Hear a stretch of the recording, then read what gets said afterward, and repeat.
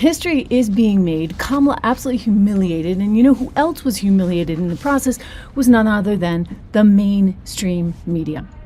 Mainstream media really taking it on the chin as Kamala had quite a moment there, and everything that they have done up until this point in time has been to prevent something like this. 70.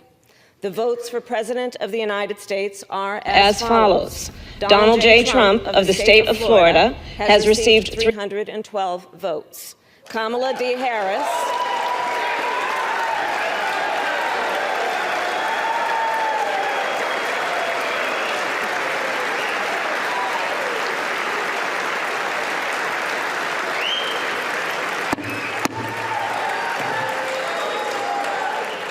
Kamala D. Harris of the state of California has received 226 votes.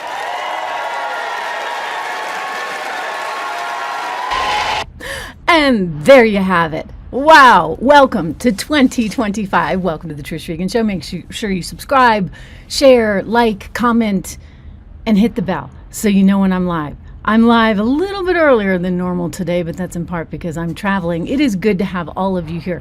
I'll tell you, they're not liking this. Over on, for example, The View. Now, The View's Sunny Houston, who really, if you ask me, is skating on thin ice. I'm not quite sure why she's willing to keep going there. Even her colleague Whoopi Goldberg has dialed it back, saying, I'm going to wait and see.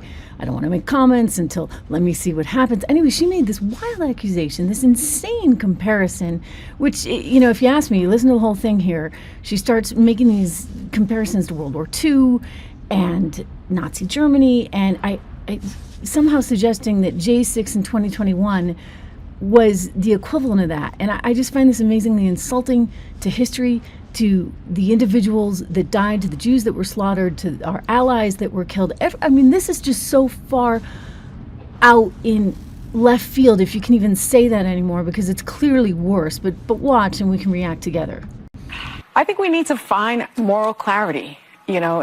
On January 6th, where it belonged, squarely on Donald Trump's shoulders. Mm-hmm. And then you started seeing people backtrack that, mm-hmm. and losing their moral center. You had Condoleezza Rice, I believe, on this very show saying, you know, we need to move on from January 6th. Mm-hmm. I say no.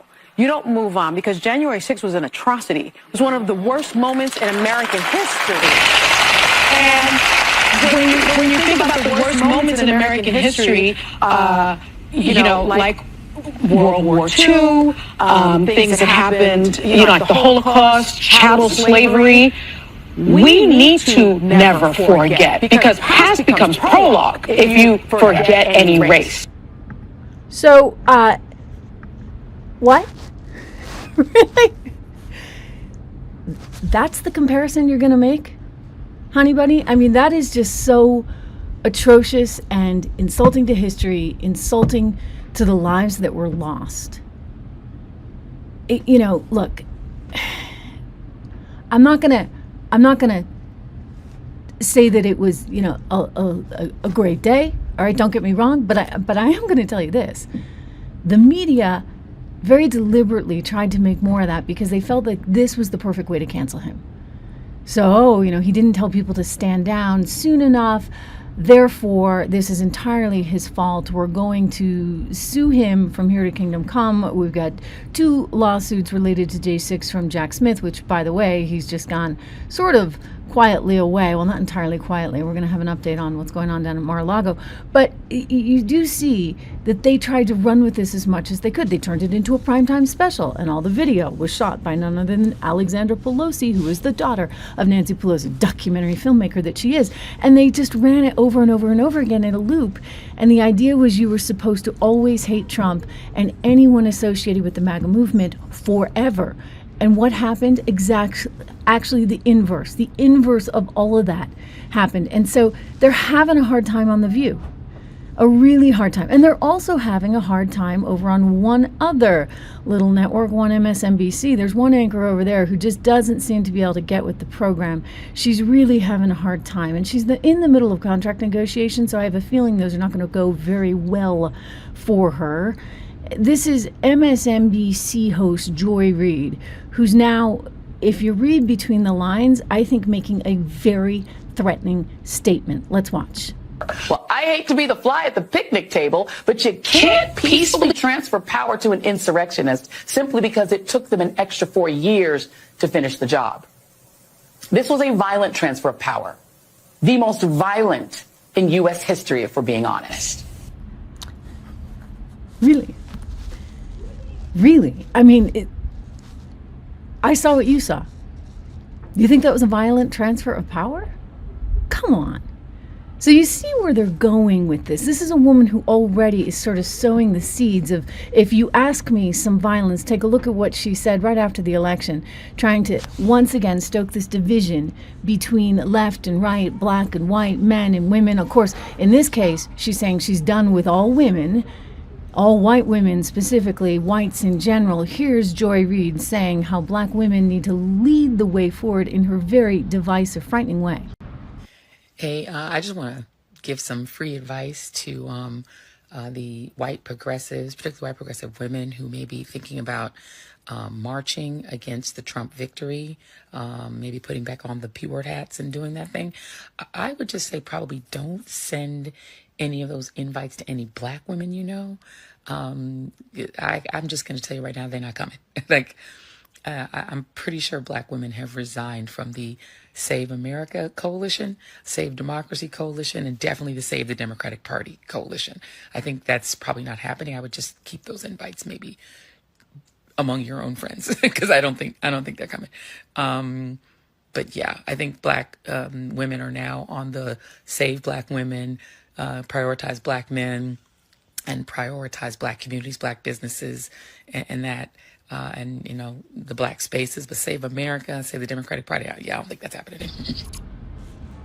So what exactly does that mean?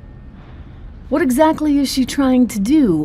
Why does she want to encourage this division? If I were MSNBC and I were the bosses there, I'd be asking some of these questions, especially amidst this contract negotiation. I do think if they're going to fire anyone, she would be one of the first to go, although they may be nervous about doing so in light of all of this noise that she has been making. But do not forget, this is a woman who's basically saying, you know, black America needs to desert the Democrat Party. This is a woman who's saying that you need to, if your family supported Trump, stay away from that family at Thanksgiving and Christmas. She quite notoriously, infamously said that.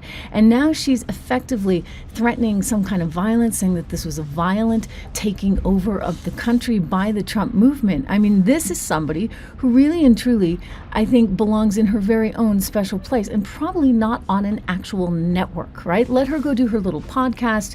It's not that bad over here in podcast world, let me just tell her. But, you know, you really can't be in a network space in a publicly traded company. Do not forget, Comcast is severing ties with MSNBC and all of its cable networks. They're going to be spun off into what's being called, for lack of a better term right now, SpinCo, and that's going to be happening relatively soon. So you can see that the network itself wants to distance itself. Comcast as a cable company is hanging on to NBC, by the way. So it's not like they were getting rid of everything. They just want to get rid of one Joy Reid and maybe the team over at Morning Joe, and understandably so. Look, the media was pretty awful in the way it went after Trump from the very beginning. I mean, I remember back in it wasn't even 2020. I mean, we can go all the way back to 2016 when you saw all of these people over and over again, led by none other than Jimmy Carter and Hillary Clinton, trying to say that Donald Trump was not legit. I mean, think about who started it all. Trump didn't actually win the election in 2016. He lost the election, and he was put in office because the Russians interfered. Trump knows he's an illegitimate president. The president-elect, although legally elected, is not legitimate. I don't see the president-elect as a legitimate president. You said you believe that Russia's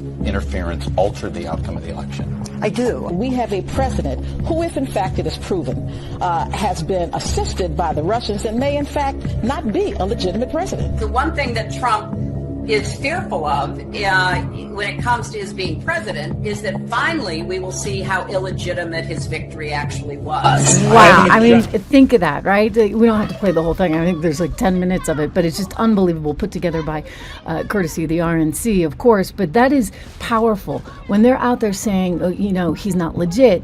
And you say, wait a second, he just tried to like go back and say, can we have another recount of some of these votes? They were the ones saying all along he was not a legitimate president. You see on the bottom of my screen a promotion for one of our great show sponsors. That would be American Heart for Gold. If you're interested in investing in gold, you know it's something that I invest in. It's part of a well-diversified portfolio and something that, in my estimation, really helps fight inflation. Give them a ring, 1-844-495-1115, or you can text my name, Trish, to 65532. Text Trish to 65532 for your chance to get up to $15,000 right now in free silver. Important to have that hedge and the diversification.